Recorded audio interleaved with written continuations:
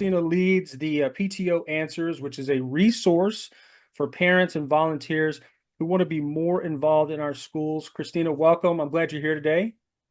Thank you for having me. I'm excited to have a conversation with I, you. I am too, and so my students are my primary listeners. I sort of treat our podcast kind of like the inside the actor studio, where kind of see how things are done on the inside, so we can talk about it, teaching future school leaders. And just so tell us a little bit about yourself and what you do for PTO Answers. So I am a mom and a recovering attorney. So this was not my first line of work, but when I went through school, I thought I really wanted to be in the FBI and then somehow got distracted from that. But there's only two ways to get into the FBI: accounting or law school. Okay. And numbers and I just do not. I don't math. I don't, that side of my mind never got developed. It's just not my forte. So I was like, the legal field, I can totally do that. So I went to law school and then somehow forgot about the FBI, to be really honest with you. I don't know how that exited my life plan, but it did. I worked as a litigation attorney for a number of years. And then when I had my kids, I decided that I did not want to, I wanted to see my kids. First of all, I was working 60 to 70 hours a Right. week. And then when my children started school, I got involved as a PTO volunteer right away because in the Cleveland area, we have really fantastic medical, um, hospital chains or institutions. So we have the Uh-huh. Cleveland Clinic and then we have university hospitals, but a lot of people come in, have, come in for residencies or fellowships, and then they leave. And I found that a lot of my friends were just all across the country. And so I was looking to connect with other parents and really get involved. I've always kind of been a leader. Um, like I walk into a store and a lot of times people will mistake me for an employee, which is sometimes very awkward. I bet. I'm always Right. like, I don't like, I'll tell them what, my opinion, but I'm like, I don't actually work here. And they're like, oh, and I'm like, I'll be at Target and I never wear red. I Uh-huh. was usually in blue. And I'm like, I don't have a speck of red on me. Why would you think I'm a Target employee? That's Yet fun. they come to me. So I must just like carry an air of authority. I don't Yeah. know. Um, so that's a fun fact about me. So anyway, I got involved as a leader because, of course, the group I joined needed a president, and I thought, I don't know what I'm doing, so why not? Let's just do this. So I started volunteering as a first grade parent for my oldest child and a president of the group. So I really didn't know what I was doing as a PTA or PTO leader. I just knew how to be a good leader, and which is just collaborating with others and asking a lot of questions. Again, that's where my legal field Yeah. comes into play. I always ask a ton of questions, which drives some people nuts, but I'm like, I'm curious. I like Right. to learn, and that's how you understand that's how I understand the world, is by asking questions and learning about people. And so then throughout my time, I realized that my group, I didn't really have what I needed as a PTO leader to do my job. And my group actually was affiliated with the National PTA, which Okay. has some tools and resources, but it wasn't exactly what I needed. And I was finding that there weren't even like the systems that I needed. And as an attorney, you find success with systems. You can't just be Okay. making things up on the fly. There's definitely like a reason, a pattern, a way to do things. And schools And work I was very similar to that too, as well. yeah, Yep. yeah. Okay. So like you'll just be like constantly, I think, on uneven ground if you're not working with systems. So anyway, I just started to develop some systems for myself. And then I realized like maybe not everybody is like me in the fact that they maybe aren't going to develop these systems. Like maybe they will quit the job because they think it's too much, Mhm. their volunteer job, that is, or they don't even say yes. They won't even step up to begin with because they perceive it to be too much, which it kind of is, because running a PTO is like running a small business. And if you don't have that mindset, that entrepreneurial mindset where you kind of have to like learn and grow and try things, and maybe it doesn't work and then you try again a different way, then you're not going to be successful. Yeah. Yeah. What were you finding that you were lacking working, when you got into these systems and you're kind of navigating the school world? What was it that you were lacking? a system to follow. So like I'm talking about even like an organized, so I was handed a binder, a very large binder. I think it was like 4 inches, which a 4 inch binder is totally unworkable. Like it's very heavy Yeah. Right. to begin with. And it's just like the amount of stuff that can go into a 4 inch binder, you don't actually need it all. So I just needed to wait like a framework to follow. And so that's what like the very first thing I developed for myself was like a binder system, which sounds so basic Mhm. and fundamental, but basic in like a good way, Yeah. because it's really foundational. Because I think if you don't have like that solid footing to start with, then what are you building everything else on? Because it'll just be more chaotic. And I personally wanted my volunteer job to feel less like a job and be more enjoyable. And so that's what I was seeking to find. And we're talking about like the systems that I set up with for like family events. I was finding I was running around trying to collect everything I needed for events. And I was like, why don't I just put it all like make a kit? So I get the Sharpies and the masking tape and the painter's tape because you need different kinds of tape to keep different kinds of custodians happy, like Right. down to like the nitty gritty, name tags, a counterfeit bill detector, like all that stuff. And I put it in a big plastic box with a handle and I wrote, just like slapped a label on it. I said, this is now our event kit. And everyone was like, that's mind blowing. And I'm like, okay, to me, that seems kind of Seems obvious. basic, right? Yeah. But again, no one had taken the time to do it. They were so busy doing that they didn't take it to like the next higher level. Yeah, and I learned that a long time ago in my early leadership journeys too, is the things that are obvious to me are not as obvious to others. And I actually have to work through that sometimes because the way my brain works is like, well, duh, that's normal, or that's the way it should work. And then you realize, oh, other people aren't picking up on that the way I am. So it's another way of thinking sometimes. Mm-hmm, Yeah. mm-hmm. So Yeah. talk to me a little bit about the principals you've worked with and the relationships you've built with them and how has that worked and what does that look like for someone who's a parent coming in trying to tread on this principal's territory to do the work that you want to do with them? I've always taken a really collaborative approach because I enjoy working with other people. So I think I try not to step on their toes because their job is different, just as my role as a parent and as a parent volunteer for the organization, because those are two really different hats. And sometimes you have to be clear on what hat you are wearing if you are advocating for your specific child or if you're advocating for all children. Like, I've not always had totally harmonious relationships with principals. It quite honestly depends on how good of a principal they are. The ones that need a little more development, a little more work, were harder to deal with. Yeah. The ones that were open to learning new things, open to working with other people that maybe were not on staff, um, those are the relationships that were the strongest. So I've had the whole like full spectrum of principal relationships, but they're really so key to the success of a PTO. And I really don't know that like principals who don't value the PTO understand the power of PTOs for family engagement. That really, if they are managing the relationship, because it is like any other relationship, you do have to manage it, you have to establish it and then build on it and work on it and maintain it.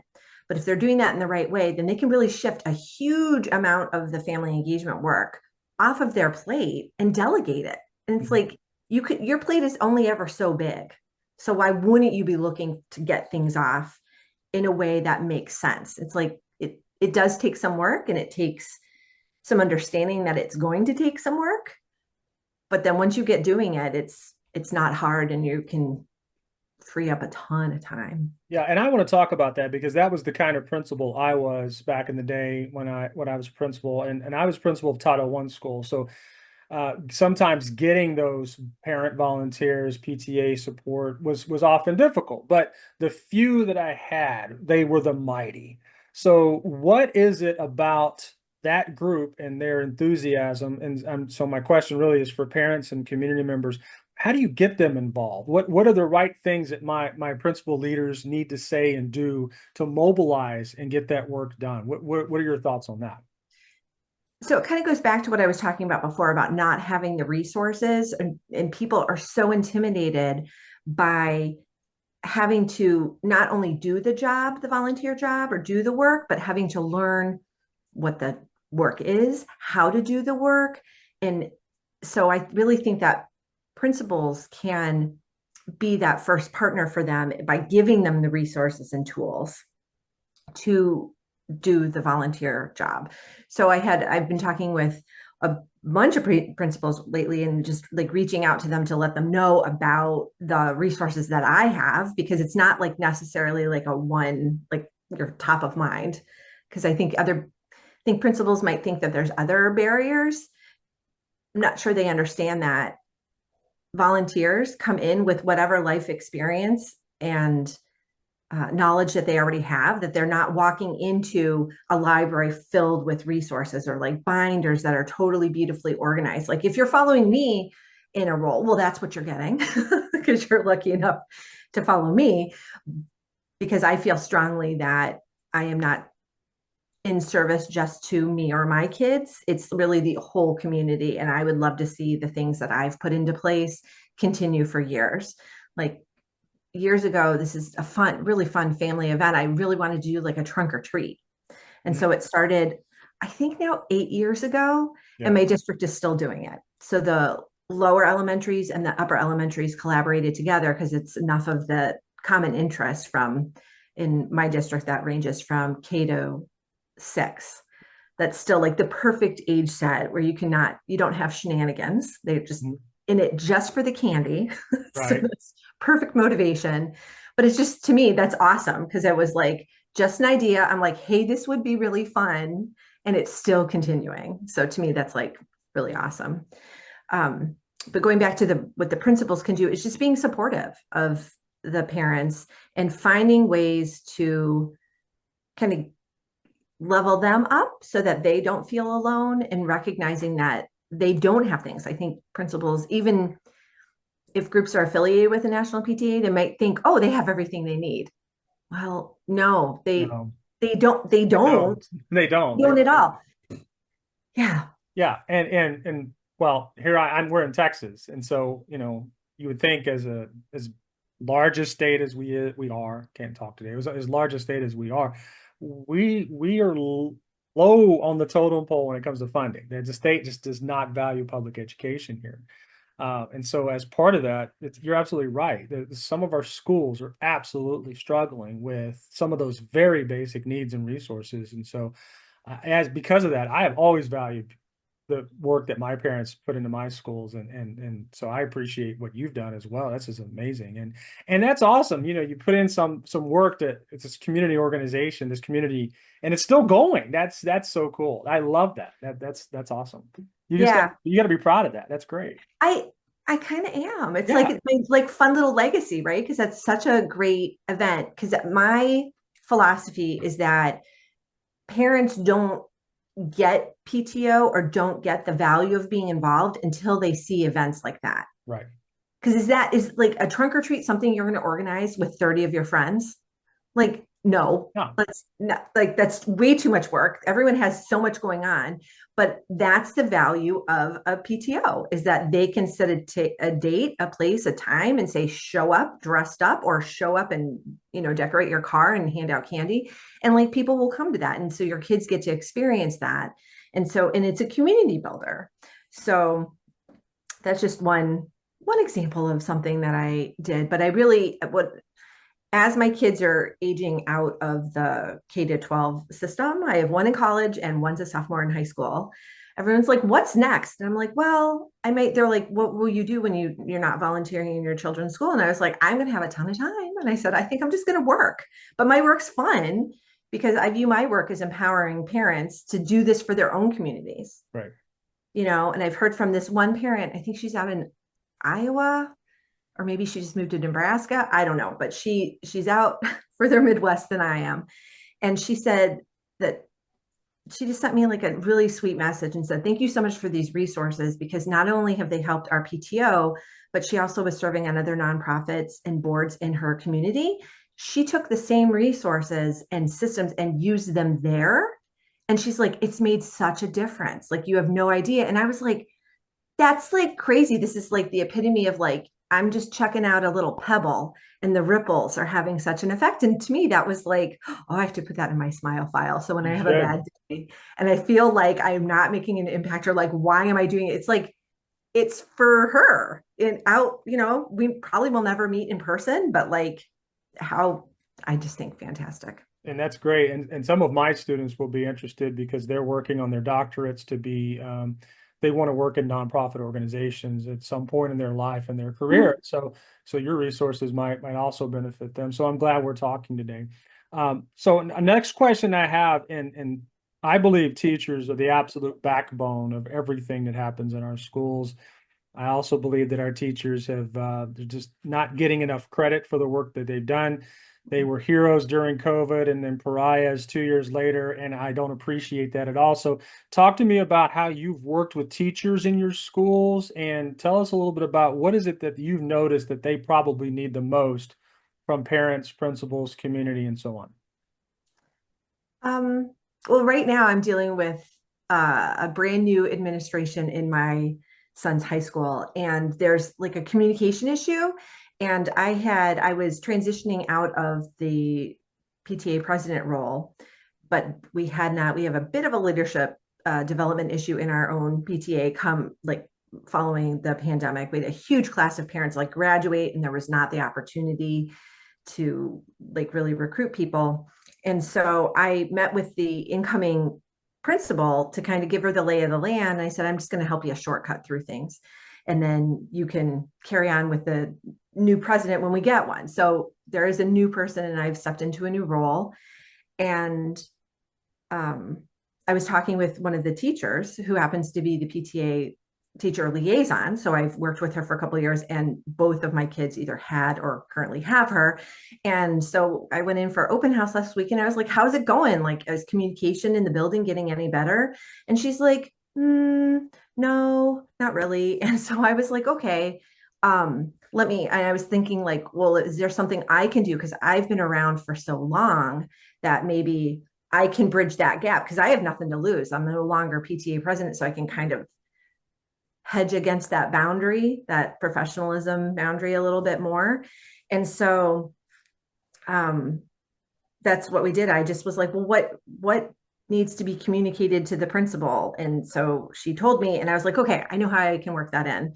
So it was just about like different systems to use for parent teacher conferences, like some technical issues that had come up. And we had talked about this at a previous PTA meeting, but I guess I don't know if this story is coming across clearly or not, but I communicated to the principal and I was like, okay, she has the information. So it was like being that conduit, but I had that relationship with that teacher to more fully support them. And she's like, okay, cool. Cause she didn't feel like her feedback would be received openly or in the way that it was intended. Whereas I was in a different role so that I could kind of deliver the message, even though it wasn't a bad message. But so I guess just teachers, I don't know that we ask them what they need enough. Like that was just because I've known her for such a long time. I was just like, well, how can I help? Like what's going on?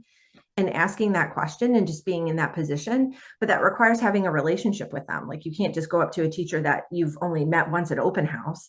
Like I've seen this teacher many, many times and in different contexts. And so enough so that we have each other's cell phone numbers so we can kind of take things offline, and talk about things like on the down low when we need to, because that's part of it.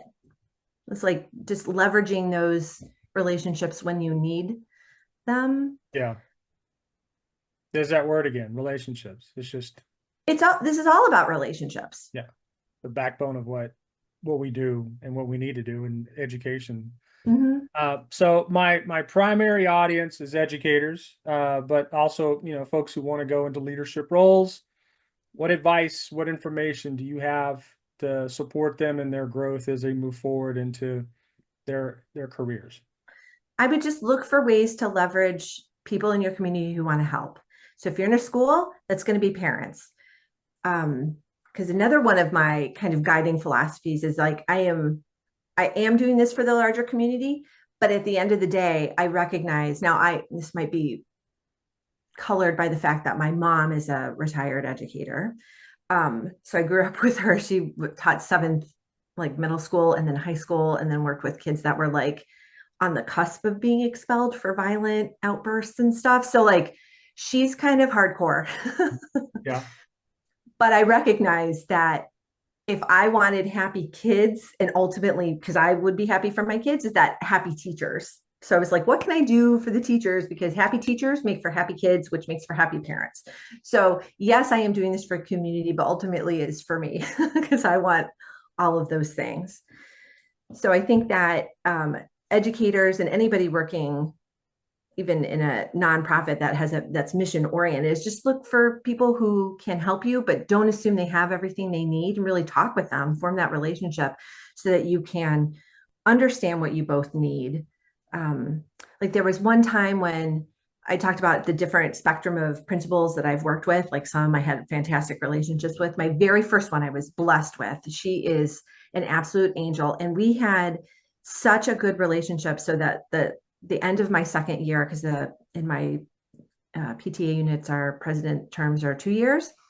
End of the second term, she was begging me to stay on, and I said, "Oh, I need a break because this was like a lot." Yeah. But also, I was more informing her respectfully. I don't mean to say like be dismissive, but like our level of trust was so high that I was just kind of FYIing her on things, and I knew she would fully support me.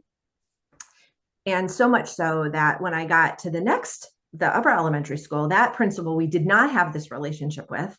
And I had always wanted to have a talent show because when I was growing up, I remember the like heartthrob of our school got up on stage with his dad and did the whole Abbott and Costello, Who's on First Routine. And Uh-huh. I thought it was so charming. And he was like the McDreamy of my time. Right.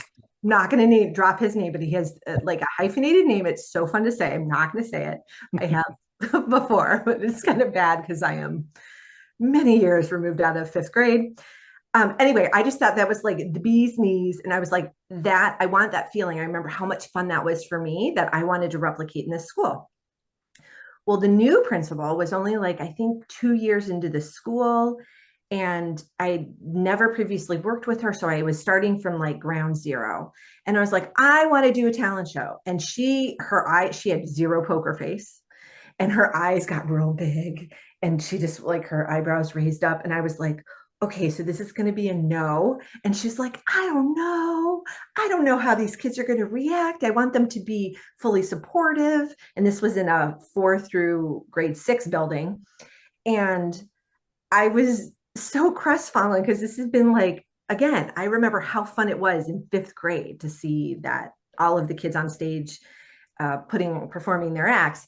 And so I tried to talk the principal into it, and I could tell I was having no luck. So then I went back to the other school because I had one kid actually in each school. Mhm. And I said to my favorite principal, I go, hey, can you talk to that other principal and let her know it'll be fine, that I'm gonna like account for everything? Because I had a plan. Like if the kids were being disrespectful, you crank the music. So you just drown them out. Like that would be like such an easy way.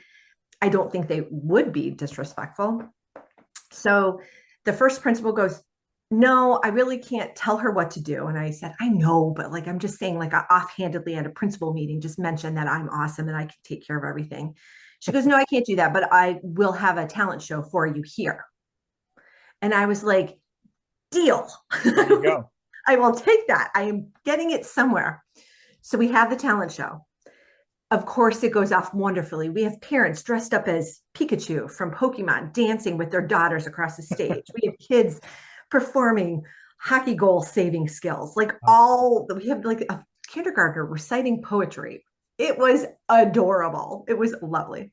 So it goes off really well. Everyone says this was like such a great event. All right. That was right before spring break. So we get back to, I think it was the April meeting of the other school, the upper elementary school. And that principal goes, so like, I would really love to have that talent show.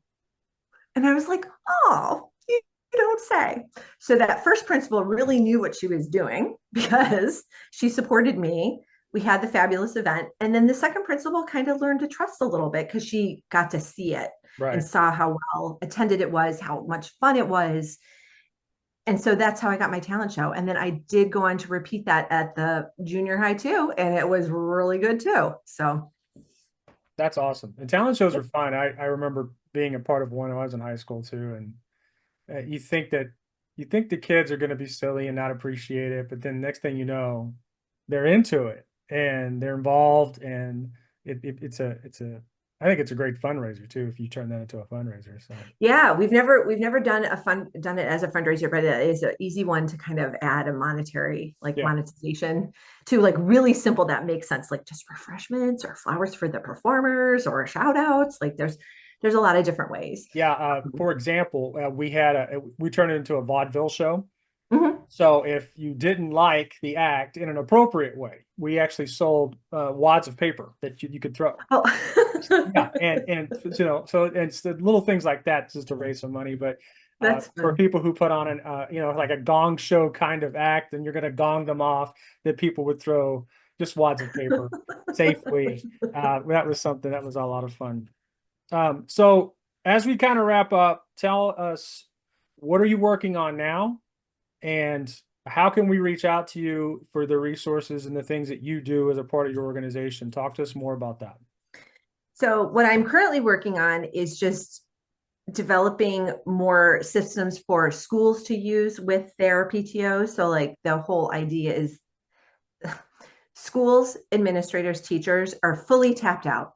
They're constantly being asked to do more with their same amount of time and often same amount of money. Um, and so I'm just focusing on trying to let educators know about the opportunity to delegate some of their to-do list to the parent volunteers who make up the parent organizations, the school parent organizations, whether it's a PTA or PTO or booster club. And so I've developed a system. It's called family engagement made simple. So the whole idea is that you equip the PTO leaders in your group, whether, again, it could be athletic boosters, it could be a PTO, with the systems and tools that they need to do their job. And you just let them go wild. I mean, not really wild, but you know what I mean? Like Right. you hand it off, you equip them, and then see what they make with it. Because when you take that element out of it where they need to figure out what they need to be doing before they can do, so you get them to a baseline where they can just start planning that talent show, planning that trunk or treat, Right. or even how to run a meeting correctly, because nobody wants to look like a fool. Like think about new teachers, how scary that was for to be student teaching and getting up in front of, especially if you're like in middle school and you're like, oh my God, those middle schoolers are ruthless. They're ruthless. Right. Because kids just have a way of cutting right to the quick, right? um, Taking that element out of it to where you feel confident enough to step up and do, that's really my mission and my hope, because I know the power of positive parent involvement and want to see more of it, because I know that's what especially we're lacking coming out of the pandemic, because we weren't able to see it, we weren't able to do it out of necessity, and so we've lost some of the parent involvement. So if people are interested in learning more, I have a freebie for educators and especially principals. It's the PTO Family Engagement Assessment Tool, and people can grab that at ptoanswers.com/principals or principals. And then I also have a resource. If you go under trainings in my menu, there's also a resource for teachers if you're not on the administrative track. So then that freebie talks about how to partner with your PTOs in your classroom really more easily, so that you don't have to think of ways, that you can just be like, oh yes, here's a list of ways that they can all help. That's awesome. Well, Christina, I think you're doing amazing work, and I'm really happy that we were able to connect, and I appreciate you so much. So thank you so much for being part of my podcast, and for everything that you're doing for our schools. We need more of you. Wish we could clone you. We need you. Well, that's the whole point of what I'm trying to do. Because Yeah. I would love to clone myself too, just around my house. Everything would be so much easier. Right. But until then, we have this. Yes. And what you have is great. So again, thank you so much. We're going to get this resource out to everybody who needs to hear it. Well, thanks so much for your time today. I've enjoyed talking with you. All right.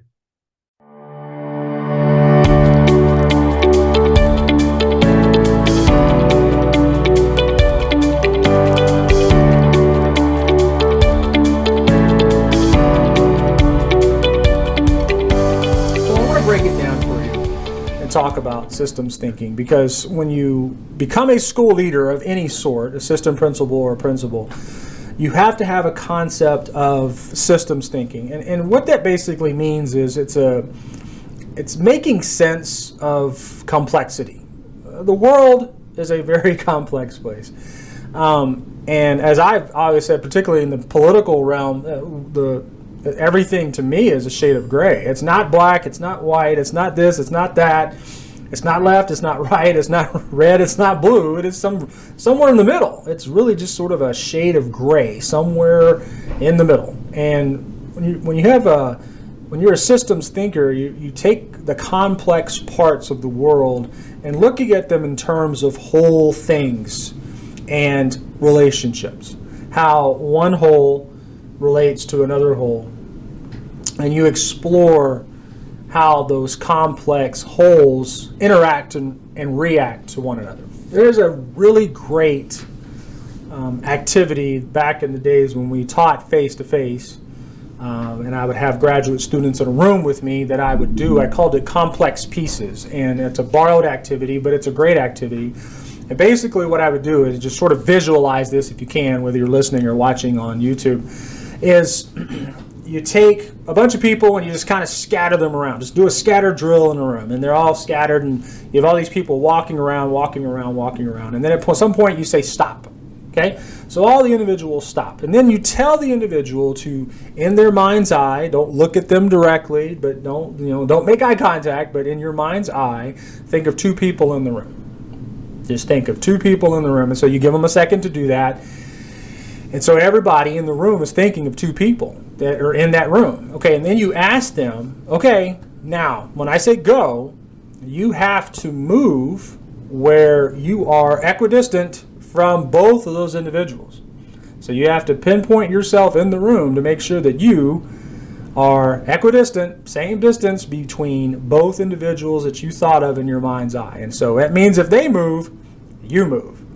And if the other person moves, then you move, and everybody will then shift. And so you say go, and then what you'll see is this complex shifting of people moving, shuffling their feet, watching the two people, seeing as they move, because what's great about it is that the two people that they chose also chose two people, and so on. So they're also watching where those other people are going. And as they shift and move, the room might expand, it might contract, and it becomes this complex, weird people organism that is sort of moving and shaking and shaping in the room. And ultimately, after probably 30 seconds, 60 seconds or so of all that moving and shifting, and it'll settle and it'll stop.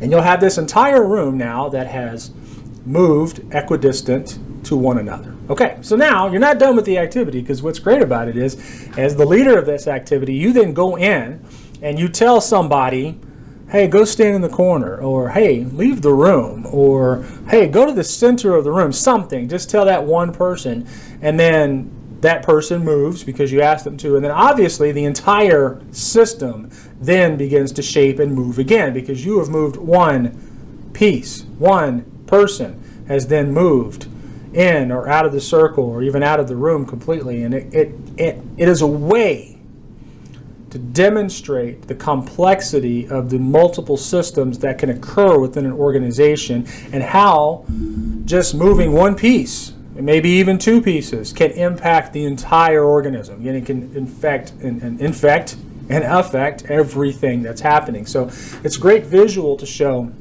the importance and significance of systems thinking, and what I think it does is it allows us to ask better questions without jumping to conclusions, without just immediately jumping in and like, well, this has to change. We've got to get in there and we got to move this person, move this program, fire this person, whatever. And it involves more than just looking at a little bit of data and jumping to some conclusions that you probably shouldn't jump to. Because being a systems thinker, particularly in a school, you don't realize the tiniest impact that something can have on the entire organization. Case in point, when I was a very, very, very young administrator, one of the things that I did was I had this bright idea as a second year assistant principal in an elementary school, we'll just change the schedule. That'll solve our problem, whatever problem we were having at the time. We'll just change the schedule. We'll just adjust it. We'll just move things around by, 15, 20 minutes. And the next thing you know, that impacted lunch. It impacted recess. It impacted teacher conference times.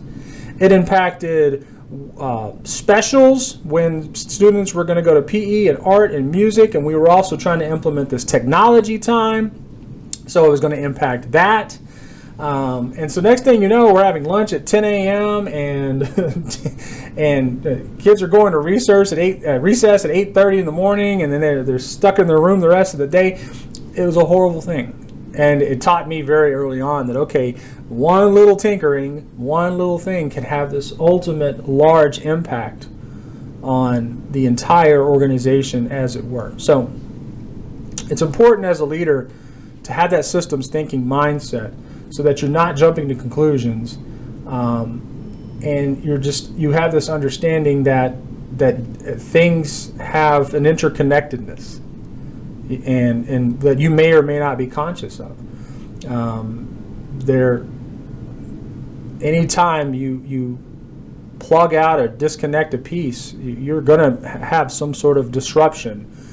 So that leads to the next thing that I think is important for you to understand, is that as a school leader, you might feel this pressure to need to want to have to know everything that's going on.